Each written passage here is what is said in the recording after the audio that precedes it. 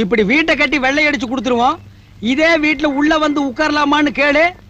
வீட்டை கட்டின தொழிலாளியாச்சேன்னு உட்கார சொல்ல மாட்டானுங்க. இது ட்ரெஸ்ஸிங் ரூமு, இது பூஜை ரூமு, அது டைனிங் ரூமு, இது அந்த ரூமு, இந்த ரூம்னு சொல்லி போக சொல்லிடுவானுங்க. அப்படி போலனா கூர்க்கா கிட்ட சொல்லி ஜாவு ஜாவும் பானுங்க. இல்லன்னா நாய் அவுத்து விடுவானுங்க. நாய்க்கு நம்மள அடையாளம் தெரியாது.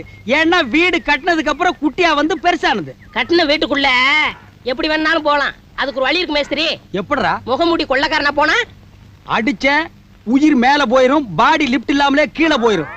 கொத்தனாரு சித்தாளம் தான் முகமூடி கொள்ளைக்காரன்னு புடிச்சிட்டு போறதுக்கா? மேஸ்திரி கொஞ்சம் சுண்ணாம்பு கூட.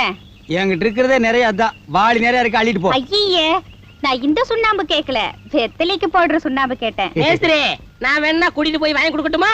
டேய், அடிச்ச உயிர் மேல போயிரும், பாடி லிப்ட் இல்லாமலே கீழே போயிரும். இன்னொரு கோட்டாடுறா, அந்த பக்கம் திரும்பிடுறான். மேஸ்திரி கொஞ்சம் பாக்க கூட.